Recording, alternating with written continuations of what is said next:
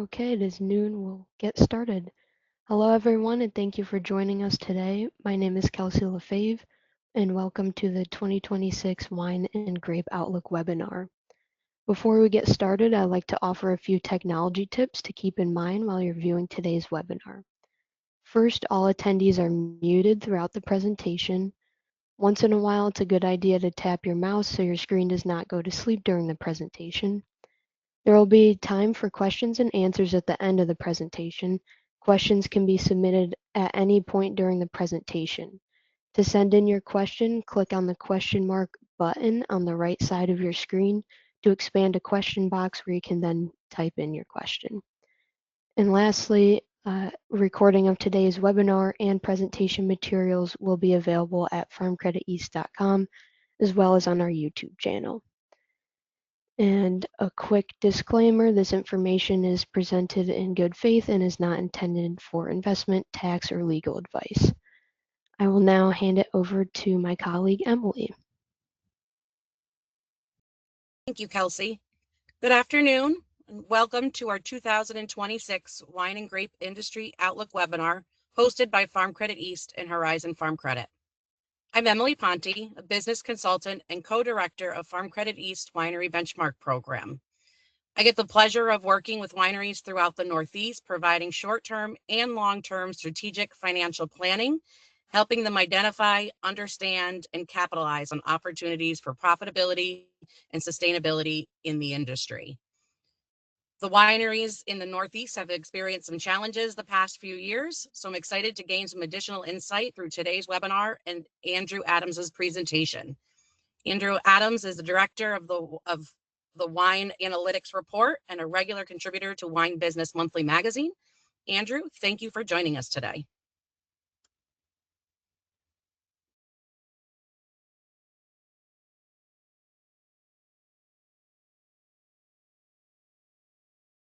Mic is on mute, Andrew. Thank you.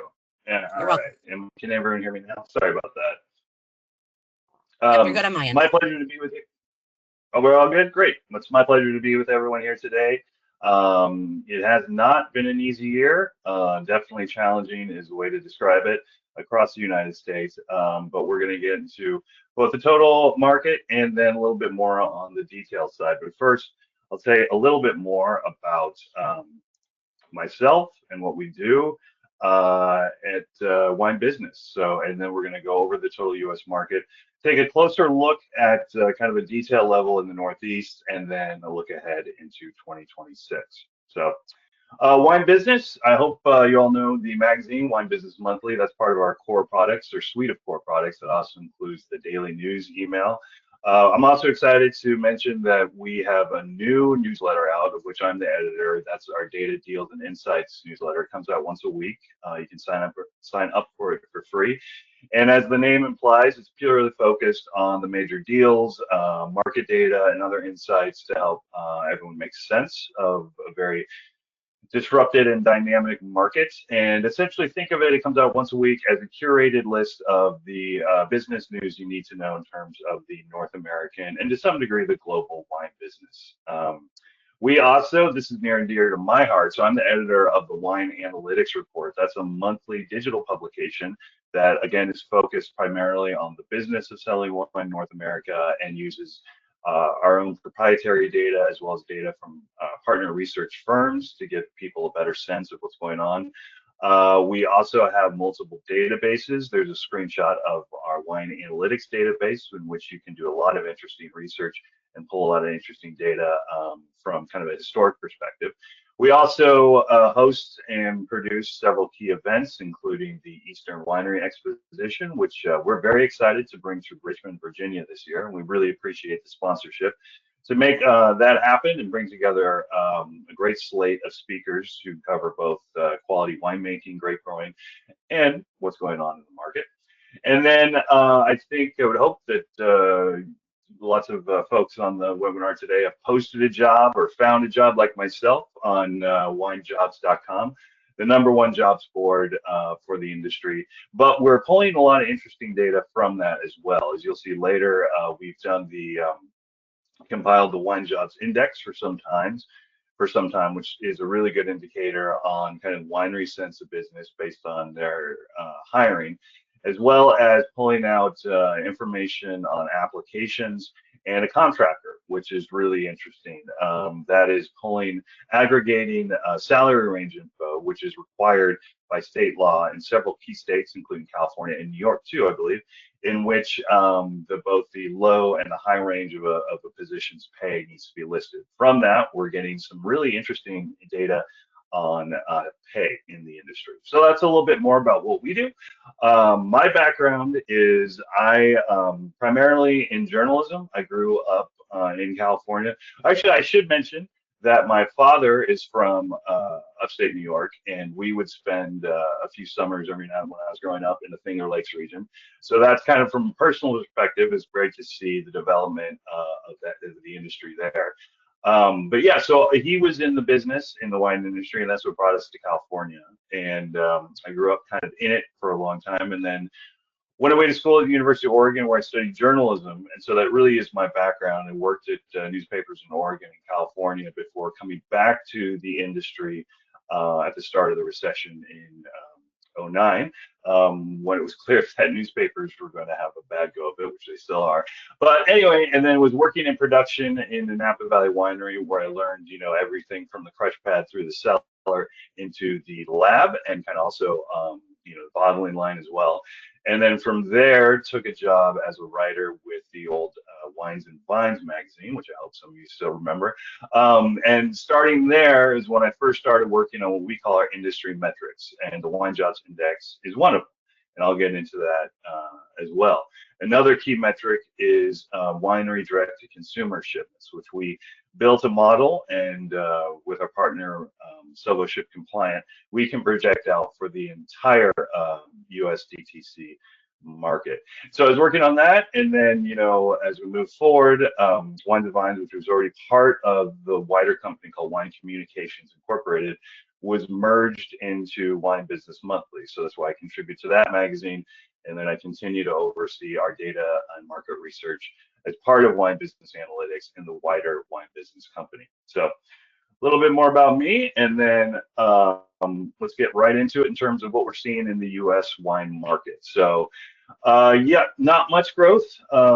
We are stabilizing, it was a little bit more, there's a little bit more optimism for perhaps the stabilization to growth, but it was a rather lackluster summer, and what we've been hearing through the key O&D period, it has not been as good as folks hope in the wider off-premise market. Wholesaler inventories, there was quite a backlog as we emerged out of the pandemic, essentially from orders based on that surge in wine spending. That has moderated a bit, but it's still long. And what we're really seeing now is retailers are reacting to changes in consumer sentiment, and their orders for wine have declined concerningly. That's what we're hearing from the wholesalers. And in terms of their tighter shelf space, fewer wine SKUs, and what those are increasingly private label and retail exclusives. Consolidation continues to be a driving force both in wholesale. We saw some pretty significant deals earlier this year, and retailers. That's the other big part of the equation that I think a lot of folks in wineries looking for distribution have not fully realized how much that's changed in terms of, what was always a small group of buyers and representatives has become even smaller. And then we continue to hope optimistically, and it's kind of the nature of the business these days, is this the bottom? I wish I could say definitively yes. Unfortunately, based on what we're seeing through the fourth quarter, we could very well see declines in sales into early 2026, if not the rest of the year, unfortunately. Now, this data, one of our partner research firms that I mentioned is Gombrich Fredrickson, and I hope most of you know that name. It's been covering in detail, tracking the wholesale market for I think since the late 50s, and so they continue to be the #1 source for total market data. And you can see here, this has been the trend and the trend line in terms of the percent change, and then also the market segments there.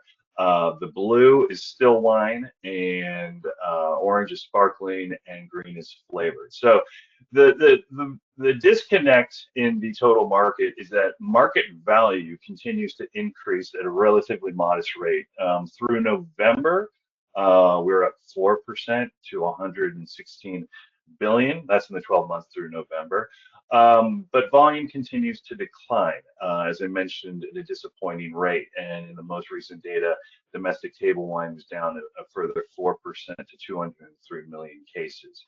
We're seeing total off-premise spending was up about 4% to 76 billion, and on-premise total value, according to so this data is from GFA, and then another key partner in that total market is the market research firm BW166. And based on that data, on-premise is up 5% to 39 billion. So value, the dollars continues to increase, but unfortunately, that's obscuring kind of the wide base of the market of more affordable wines, particularly domestic still table wines, continues to decline. Packaged imports continue to outperform. In terms of the most recent period, they were up 6%. Sparkling wine, both domestic and import, is doing very well, and actually better this in more recent months than earlier this year, which is good to see because that's indicative of a more normal consumer spending patterns. Domestic sparkling, that was up by volume almost 3 million cases, and it increased to 3.2 billion, and that has really helped offset the decline in table wines. Flavored wines, have also been particularly strong. They were up 19%, and you can see the success of that in a brand like Beatbox, which was recently announced is going to be there's a controlling share acquired by Anheuser-Busch for nearly 500 million. We haven't seen as much of an adoption or progression into varietal table wines from those flavored wines, but hopefully, as I'll just give it a time, hopefully, and we'll continue to see that maybe that those brands are making wine a bit more approachable and fun, which is what wine needs. So now I'm getting into the industry metrics, and in terms of off-premise sales, we work with NIQ. This is total market. Sorry about that. Jumped ahead. But it's BW166, as I mentioned. And then you can see spending here by month has been very stable at a bit lower, a bit higher rate than the previous year. And again, that's the volume. The value is driven quite a bit by higher priced wines, price increases, and does obscure the volume declines. In November, I think we were at 9.3 billion, which is right on track with previous months. So this is off-premise, wider retail market tracked by Nielsen, which is now known as NIQ, and very similar trend. It's run about 6% to 8% down in dollars, and the 4 weeks ended November 1st, you can see came to 931 million. That is domestic, still, and sparkling. And so and it would be down more if it wasn't for sparkling. And again, lots of challenges there. What has you can see this is by price across the board. It's down. In this type of market, what you look for are declines that are better than the total market. And wine, all wine is down a little more than 6%. And then, that lowest price tier, that continues to decline at an alarming rate, but you should keep in mind that, the wines at those price rates or price tier, it's a relatively small volume of the total market. The most concerning one, and which has really been behind the larger volume declines in the market, is that 8 to 10.99 per 750 ml price tier, which it does account for a large share of the volume, and that's down by, as you can see there, 10%. But as we get higher in price, all the way up to $20 to $25, the declines have been, relatively better. So that is, one source of a bit more optimistic view of the industry, because in terms of smaller producers putting out premium wines, serving their regional markets, that's the price points they're generally going to be at, as well as 15 to 19 to 20 bucks. So, and then in terms of winery direct-to-consumer shipments, this is the data I mentioned that we are able to produce in partnership with Sovo Ship Compliant, and the trend has been pretty consistent all year round. All year round, this is monthly total compared to the same month a year previous.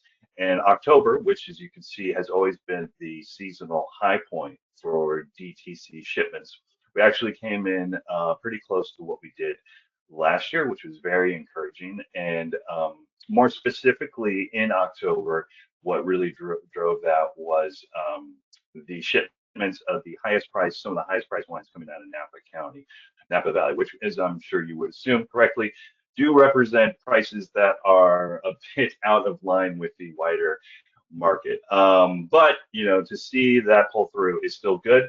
And unfortunately, though, November went back to the ongoing trend with value down 5% to 522 million, and an even more disconcerting drop on the volume side by 17% to slightly more than 618,000 cases. And that's really been the trend we've been seeing all year round, with value down about 5 to 6%, with volume declines about twice that. And it's not been an easy year on the winery DTC side in terms of shipments. That's tied closely to visitation. And so when there's fewer people in the tasting room, we do see a connection in terms of fewer shipments going out by the wineries. The other challenge on the winery DTC side is that wine's best customers, the most loyal wine club members, they pulled back on both memberships and wine club spending. We've seen this year and in recent years as well. Just as in retail, there was a surge of spending, we saw that on the DTC side also. And in terms of winery hiring, always an interesting metric because as wineries sell more, as they are able to project growth, they need more people to support that, both in terms of sales and production. We're not seeing that. And while winery recruiting continues to follow seasonal trends, just like everything else we're tracking in the market, it's down. And in terms of, you can see here, the index is based on job postings to winejobs.com, and we're down at 177 in November, which, as you can see, is kind of a seasonal low for the wine industry. Harvest is wrapping up, and essentially people have their sales and marketing plans in place for the end of the year, and then it'll start picking up when we get into the new year. And hopefully we'll see as we get into the middle of 2026, and as hopefully we get through this end of this year, we'll maybe see some growth and see an increase in hiring, particularly on the DTC side, as wineries hopefully anticipate a bit of increase in visitation, or we'll add on some more sales and marketing people to try and generate some growth in the coming year. This is a look at kind of the Eastern United States in general in terms of number of wineries. So I do it for the magazine. I put together the article based on our winery database on the number of U.S. wineries, and I should just describe the database a little bit more in detail because it's so key to what we do, and it is a unique aspect of our company.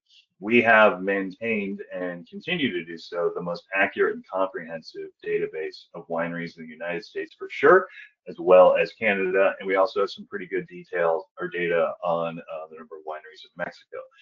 In terms of the United States, though, that's where we have the best representation and accuracy, thanks to the work of an entire research team that is out there doing the actual, reaching out to wineries, confirming details about them, getting more information about them, and then essentially matching that up with public records. So this breakdown in terms of the East, I know some of those states aren't really Eastern states, but we do. This is how we organize it in one of our databases, which is the Wine Analytics database. And what you can do with that one is you can see, essentially how many wineries were in Pennsylvania 10 years ago, and compare that to how many wineries there were 5 years ago, and then how many wineries there currently are. And not only how many, but aspects of those wineries in terms of how many cases they produce, what are the key varietals they produce, what's the average price of all their SKUs. And so in terms of this very wide-ranging eastern region, you can see winery growth has been very strong. For this is the in terms of this is current numbers, and so this is a bit of a sneak peek actually in terms of what we're reporting in the magazine for our winery totals in February. And then this is the average annual growth over the previous decade. And you can see New York there with the most at 457 wineries. That's 19% more than were in 2016 at a rate of about 2% a year. Some states, the growth has been a bit more minimal. Illinois really has kind of plateaued for some time. North Carolina has been strong, but Georgia really has been a strong. Lots of growth in Georgia over the last decade. That's slowed a bit, but it's been very good to see that. And in terms of this entire wide region, it accounts for about 20% of all U.S. wineries, and the growth has definitely outpaced the industry as a whole. And it really also has meant that California wineries account for a smaller share of the U.S. as a whole. So we classified this wider eastern region in some of the other reporting we do as east of the Rockies. So as the name implies, all states not on the West Coast. And in terms of that much wider region, Texas continues to enjoy the strongest growth. The number of wineries now compared to 2016 has almost doubled. That growth has slowed considerably this year. But it hasn't declined, or we haven't seen the number of wineries in Texas decline, but the growth has slowed way down. I think just a few opened in the past year. But you can see it's outpaced New York, Pennsylvania, and Virginia. And then Ohio and Michigan continue to enjoy strong growth. But yeah, it's slowed down a bit in like Missouri, as I mentioned, Illinois, Wisconsin. Yeah, we're seeing in terms of what we saw in the past year across the entire U.S.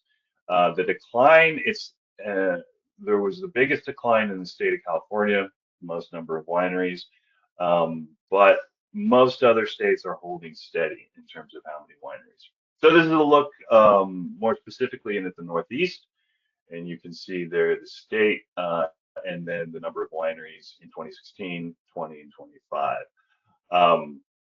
New Jersey is a bit of a concern.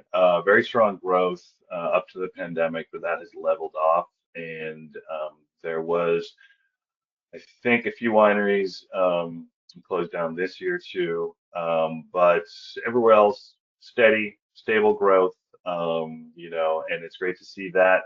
And then in terms of the characteristics of the wineries in the Northeast, this is by average price of all the SKUs, and this is reported by the wineries to our research team. And we see this similar pattern across all regions, just at different price points, but a shift then to more premium prices. You can see there in terms of wineries that report an average price of all their SKUs of more than $30. That's up to $97. And then that second price tier up to $115. So we see that a lot and we're seeing that across the entire U.S. too. Winery growth has really been dominated by smaller producers making fewer than 5,000 cases, and actually more like fewer than 1,000 cases, and they at more premium prices too. And so I think that's important to remember, because when we talk about the total U.S. wine market, challenges in retail, for the vast majority, more than closer to 90% of wineries in the United States, they're really not in that big market. As you all well know, it's a very small number of wineries. It's essentially 1% of all U.S. wineries that account for close to 80% of all the wine produced in the country. And so it's a much different market at that lower production range, and even though it's experienced by the majority of wineries. So there is a disconnect there. Obviously, trends in wine consumption that are being dealt with by the largest companies is being experienced by smaller wineries too. But the smaller wineries have much more, there's much more opportunity to connect with consumers at a much more direct level and really, build a relationship that posits a winery for future growth. And speaking of markets and creating that growth, so this comes from a special report produced by Gombrich Fredrickson. It's really interesting. It's a state-by-state breakdown by the data on the beverage alcohol market in all of those states. And what I did here is you can see New York there at the top with the total market volume in just wine of about 23 million cases. And of that, the share of domestic wine is 45%. And then of the total market, the share that's represented by California is 39%. And then in terms of consumption, wine's share of all beverage alcohol servings in New York is about 18.5%. And, as there's a greater number of wineries in the state, it's interesting to see a higher share of total servings and then a lower share of California wine represented in that local market. So I think my point for what I'd hope to illustrate here is that there's definitely room to grow in terms of total consumption within your market and then the share of that wine consumption and sales being represented by wine that is, U.S. and not California. Now, of course, it being California also means it could be Washington or Oregon, but I think it shows that there is potential there to grow that, and that people, despite the decline in consumption of wine, overall, U.S. consumers continue to look for things that are local and represent in quality. And everyone, and most of the wineries in the United States now, not all, are making high quality wine that does reflect its local market. It's a challenge, though, in the wider off-premise market. And this is from NIQ, again, 52 weeks through November 1st. Now, Washington represents about 3% of off-premise market value as tracked by NIQ. Oregon picks up about 2%, and then the rest of the states is 1%. That's a very small slice of the wider off-premise market. So there's definitely potential to grow there. It's challenging, as I mentioned earlier, and as I'm sure everyone knows, to get that representation, to get that distribution. But really, if you can, if you're in a market where you might still have some locally owned regional grocery stores, I mean, really actively try and get those placements if you can, because it helps people seeing your brand on retail shelves, of course, helps brand awareness, but then it can even help direct to consumer sales as well and on premise. Distribution is a challenge. Every year we rank through our distributor market service. We do a rankings of the top 10 U.S. wine distributors, and that's based wholly on their domestic wine sales and the number of U.S. wineries they represent. And it does not include import wine or beer or liquor. And so here you have the top 10 on the left. I think that's the left for everyone. Yeah. SGWS, that's the number one largest wine distributor. They have been in that number one spot for as long as we've done this ranking. And then all the way down to Martignetti there on the far right. And as I mentioned, we don't take into account beer, liquor, or imports. And that's why this ranking does look a bit different than perhaps some of the rankings you've seen. But what we've seen, and as this chart depicts, this is the number of U.S. wineries they represent. You can see the trend is pretty evident that they're representing fewer U.S. wineries. Johnson Brothers out of the Midwest is the exception, following a very significant acquisition that put them into the Texas market. And so that middle tier are actively and aggressively trying to expand their wine business to some degree in one of the few areas of the wholesale market that remain a bit more competitive between wholesalers. And the other big change this year, which was quite dramatic and surprising, but number two, Republic National Distributing Company, RNDC, announced its departure from the California market. And it's that follows its acquisition of another large wholesaler, Young's Market Company. And what we've heard in reporting is that the acquisition and integration was a bit challenging for everyone involved. And there were some other major changes in terms of signature liquor brands that took their business elsewhere, made it more challenging for them to be in California. But you can see that even with that move, and even with representing far fewer wineries, RNDC was able to retain its number two spot this year.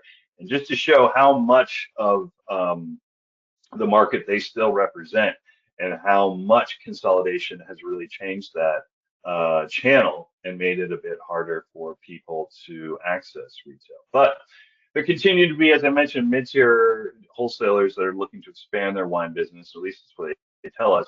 And on the East Coast, Okichi continues to be a leader in that regard in several key markets on the Atlantic coast. But they also were rather diplomatic, but pretty blunt in saying that what they're hearing from retailers is that wine is not getting the demand that would want them to expand it. And so we're seeing that, the wine shelves that 10 years ago would represent, hundreds of SKUs have really been winnowed down. And unfortunately, it often is, the largest wineries in a variety of packaging sizes and other formats that are taking that place. And then there's even been more shelf space loss to ready-to-drink cocktails, RTDs, that have just exploded. In fact, NIQ, formerly Nelson, now tracks RTDs as its own separate category, which has really shown some remarkable growth in the past year, and has even begun to affect the sales of traditional packaged spirits. So it's tough out there in wholesale, and not going to get any easier. And then some other challenges and opportunities on the grape market. So I put this up. This is from our Vineyard Wine Business Monthly's annual Vineyard Survey. And this is this is 2024. This is from earlier this year. And I wanted just to call it out because you can see here, this is not this most recent harvest, but the one preceding it. And already we could see that there were some challenging times ahead. This was asking how much of your crop you were unable to sell. And our survey respondents said from Napa up to a full quarter of their harvest. And that was stunning when we saw that.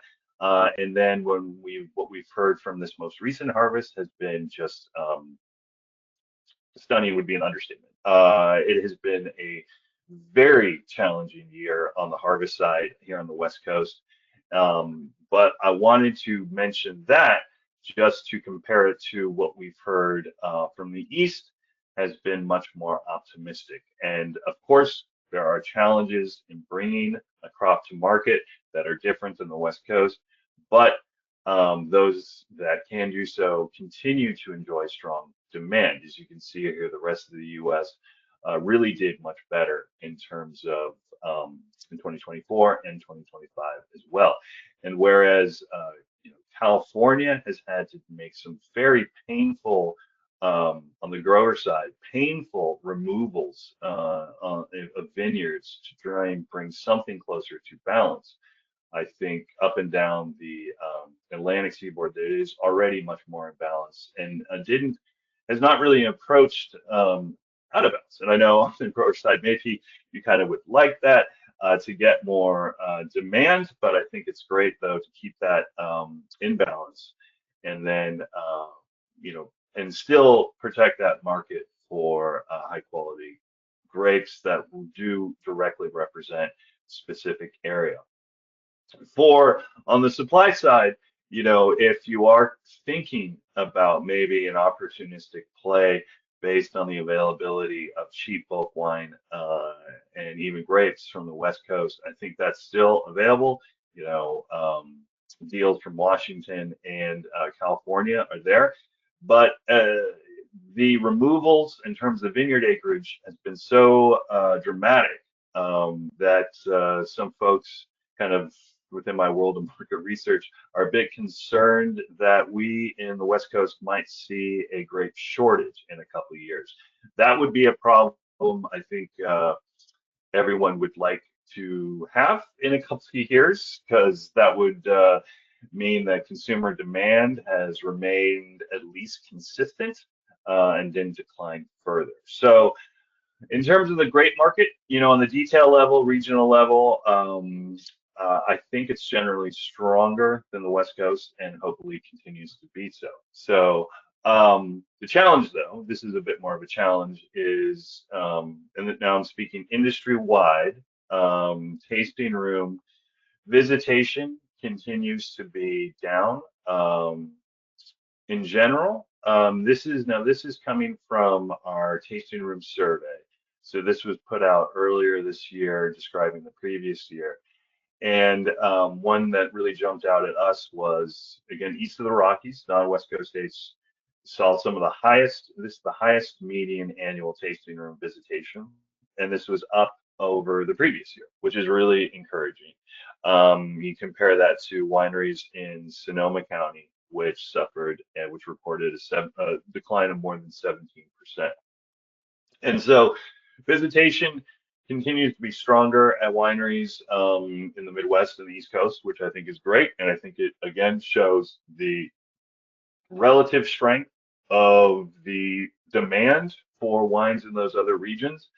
And it's something that I think, wineries across the United States really need to take advantage of and tell their own story. Just as the grapes that they're able to bring to market are unique in that either by variety or because they're from an appellation that is, the authentic terroir of the region is a story you really need to tell. And then also the fact that such good wine is being made in regions across the United States and really connect with the consumers there. Because wholesale retail is a challenge.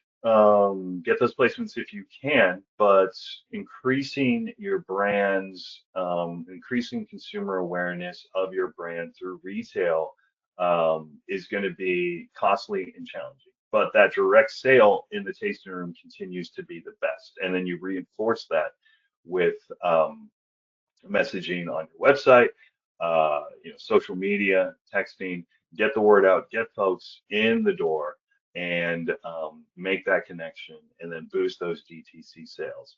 And then, as much as you can, then also look at local retail and on-premise, and that further builds on that connection you can make in the tasting room. But it's a challenge, like everything else these years. And this is the biggest challenge that folks are facing.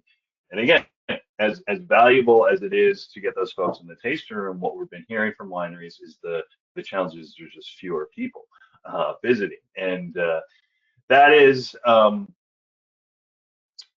hopefully the economy continues to be relatively strong. And I know I've heard from lots of wineries on the West Coast that they've switched to what they call a bit more like COVID era marketing, which is, consider when you're thinking about getting away for the weekend or whatever, look at the tourist destinations in your region, kind of that domestic first. Because particularly, the North Coast of the Bay Area, Napa, Sonoma, they were anticipating, and this has proved to be the case, a significant drop in international tourism. And we have seen that. And then I didn't want to get into it too much, but because I'm sure you've seen the data, both in terms of the macro scale and in your own tasting room traffic, the loss of Canadian tourism continues to be a drag on the DTC market and on the total U.S. wine market. It's shocking in terms of the abrupt, sudden, and dramatic decline in exports to Canada we've seen. And that is based on the reporting we just did for the most recent analytics report. That is not going to change anytime soon. You look at British Columbia and Ontario, they're not ordering any more U.S. wine brand or liquor brands. And I know the sales of provincial authorities of those brands has kind of gotten some headlines because of the demand for it. I think that was Canadians just swooping up some good stuff at a bargain and knowing full well that they are essentially not supporting U.S. exports, unfortunately. Let's hope that they can get that sorted out, but there has been some lasting damage there in terms of U.S. brands in Canada. And I know in terms of, for the typical larger winery, it wasn't a huge part of their sales makeup, but any loss is painful in this type of market. And so, particularly with the loss of tourism as well. And so that's going to be a priority going into 2026 is rebuilding that tourism with the domestic audience and wherever that growth can come from.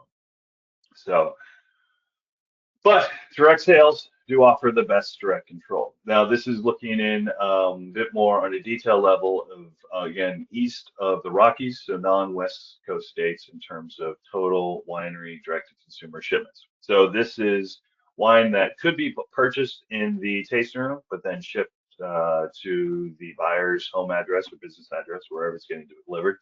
And this is really great to see that East of Rockies total shipment value compared to 2019, pre-pandemic, is up about 15% to 224 million. Of the total market, which unfortunately came in a little less than 4 billion last year, it's about 6% where it has been in terms of value. I think the volume share is similar, but to hold steady there is great, and I think there's definitely room to grow there. If you can get folks into your tasting room, make that connection, then it continues to be the best way to tell your story, to sell your wine, and and frankly, it's one of the best margins still.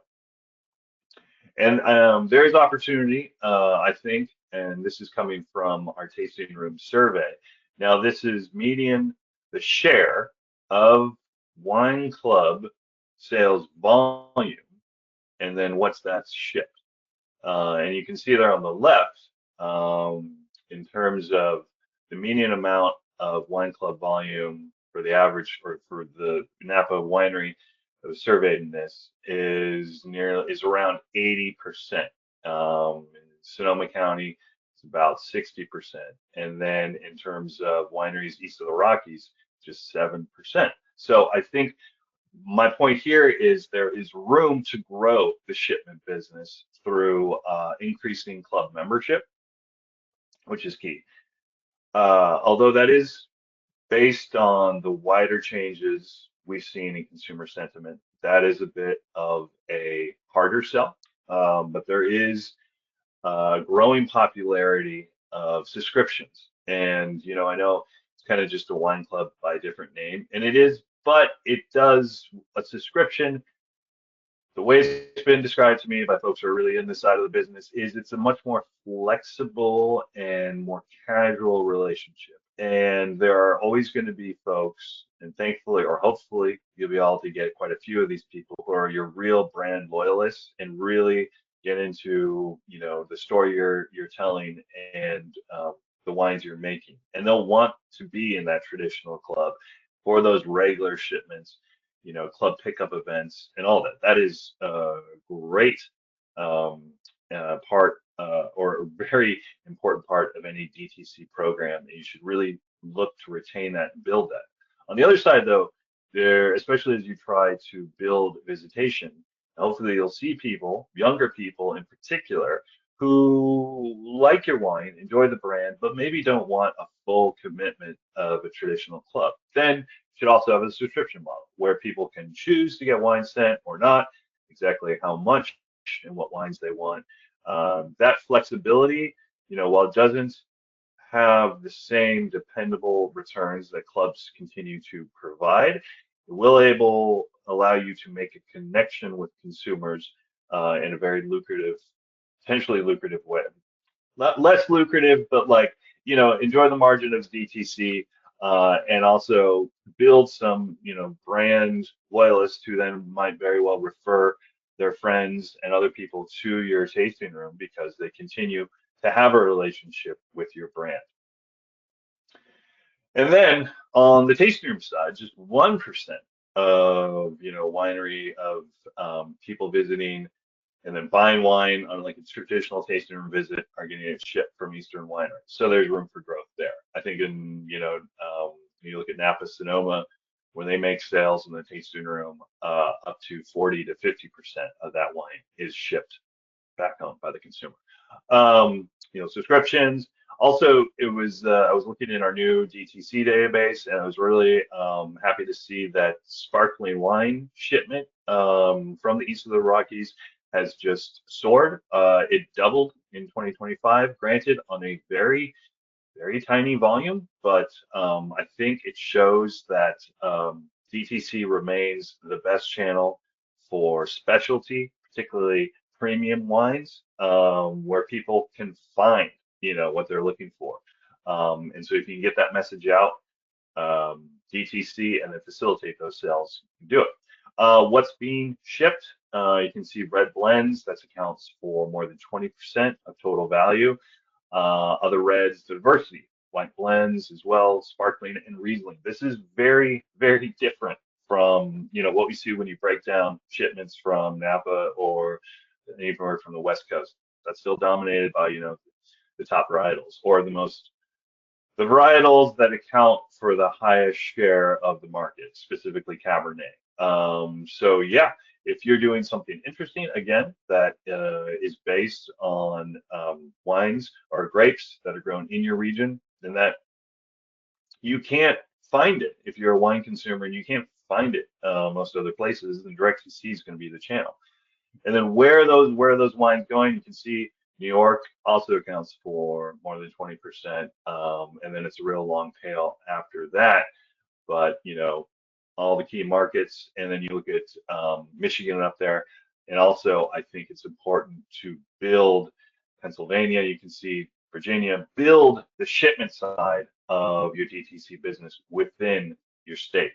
It's going to be a great way to hold on to business and potentially grow it, because it's not going to get a lot easier, unfortunately. When we look ahead, really the dominant trend in the U.S. wine market continues to be, the consumer cohort, the generation that did so much in terms of actually building the U.S. wine industry, in terms of, opening wineries, developing vineyards, and then also driving it on the consumption side, the baby boomers. They are aging out of their peak consumption years. There are other things, that rather than wine they're spending on, and we're definitely feeling the effects of that. Times are changing in a significant way, and they were for several years. The pandemic unfortunately um, gave the industry bit of a respite from having to confront this issue. And then it was further obscured by the surge in wine spending. But now we have to contend with it. And then, younger consumers, they're less interested in wine, and they have less buying power, which is a concern.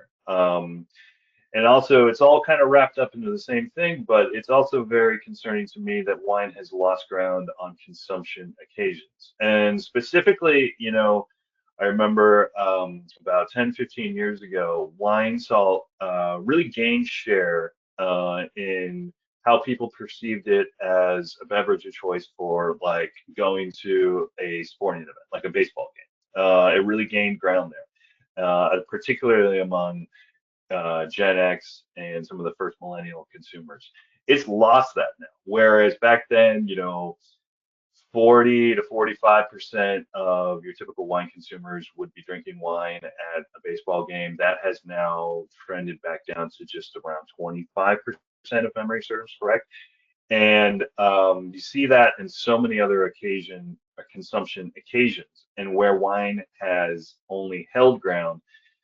And although its growth is a bit of an unfortunate one, is for fine dining special events. And we don't want to get, although wine's place is at the table, of course, we don't want to get boxed into that fine wine, fine dining occasion because it is really limiting and it really does wine no favors among consumers, or younger consumers in particular, who already see it as too expensive, too fussy, and too traditional. So that's a big concern. The health debate is another one. I'm not going to get into all that. You know, there's so many different things going on there, but I think in terms from the winery perspective, do what you can to support messaging in DC and at a national level. I mentioned the loss of Canada, that's going to continue to hurt through 2026, and also the wider concerns about the economy. You know, lots of big concerns out there in terms of an AI bubble.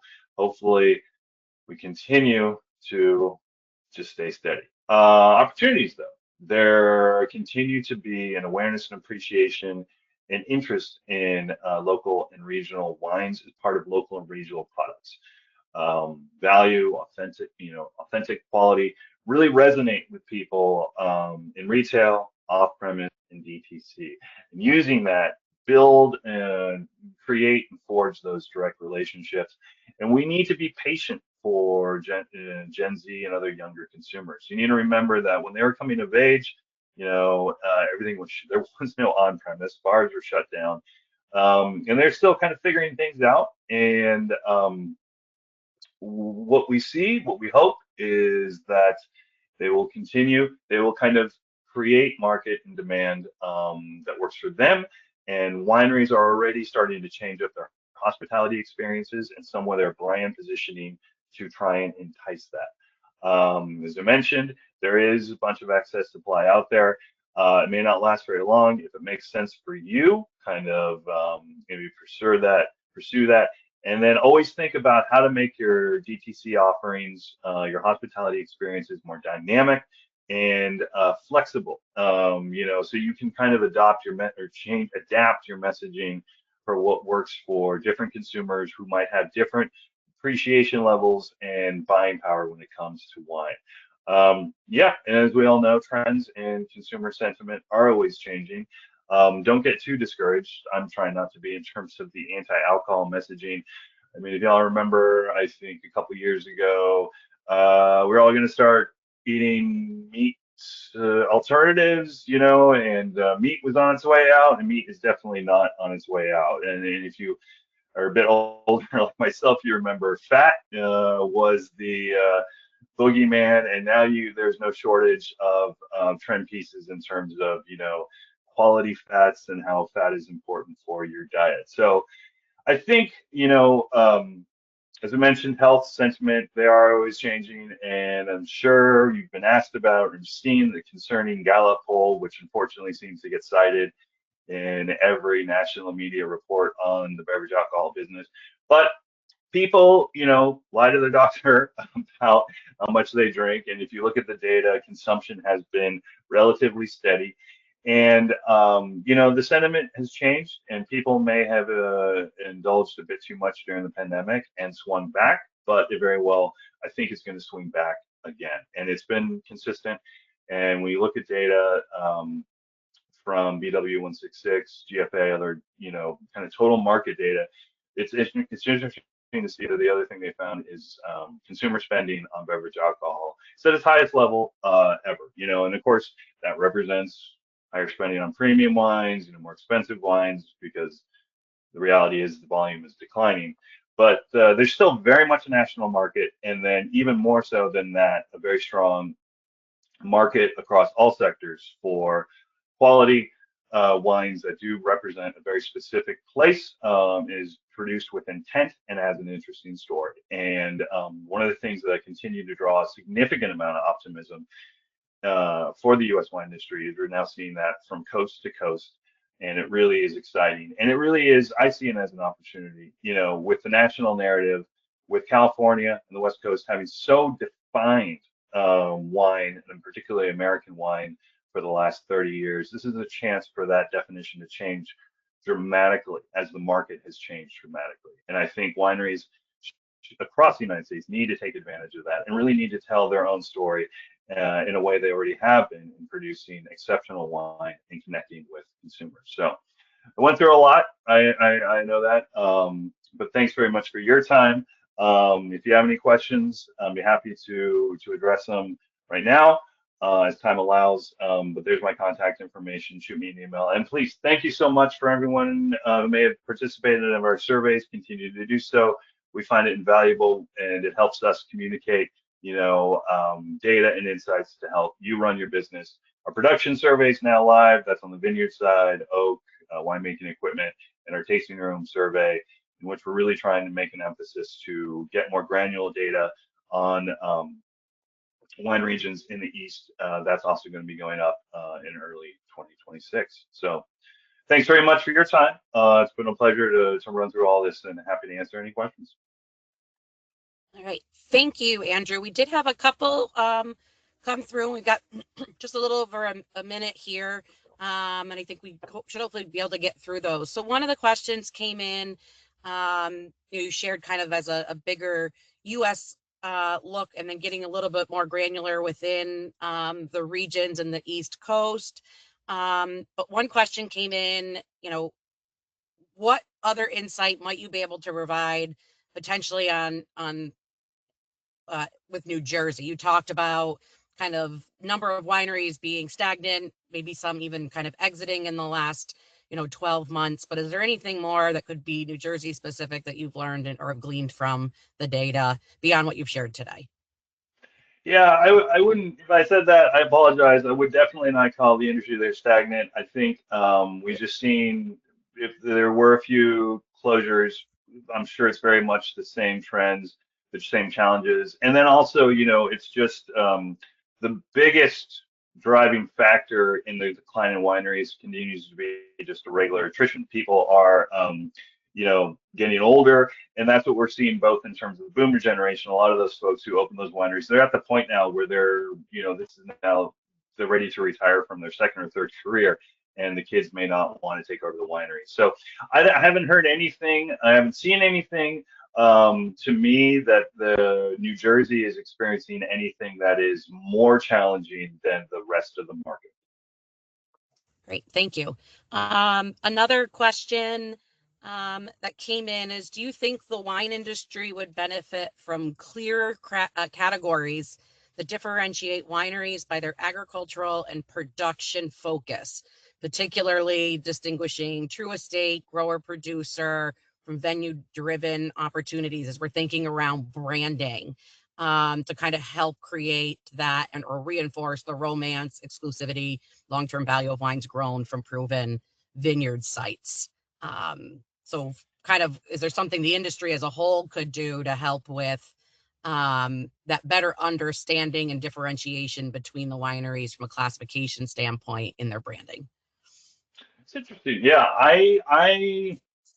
I think there is. My first thought when hearing that was, I think it made me think of Texas, where there have been a group of wineries that have done well in promoting the fact that they are produced with Texas fruit. And so, in my opinion, and based on what we've seen, if you can make that either by creating a sense of classification system or appellate, to demonstrate that this wine is produced from grapes from the specific region, I think that always resonates.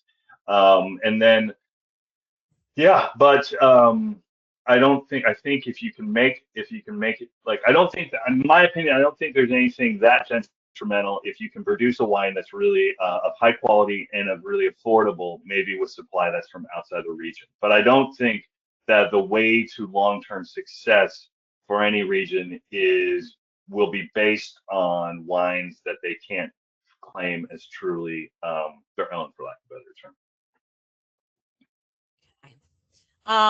Another question is, you talked about the impact of the Canadian market for our domestic sales. Do you have can you share, or do you know roughly what percentage of historical sales have come from that market? I think especially here in the Northeast and that proximity to Canada, there could be definitely some impact locally. But anything in terms of number of cases or market share with respect to Sure. what we could lose from that market. Where are we at now based on federal trade figures is Canada had accounted for about 35% of total U.S. wine exports. And that was about 308 million at the start of the year. And those and now Canada's share has declined to about 22%. Yeah, total exports now running about 300 million by value. I know Canada does still remain the single largest export market, but it has dropped off considerably. So. All right. And I guess just one last question.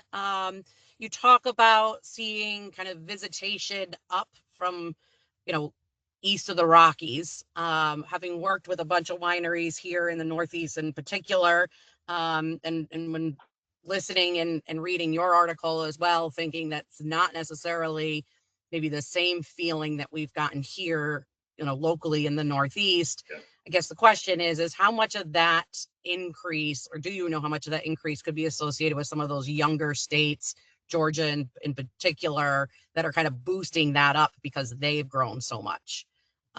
Exactly. And that, Yeah, and that's why we're trying to get better data this year so we can really start breaking out, Virginia compared to New York to Pennsylvania to get some better insights on those local markets and the Northeast as best we can.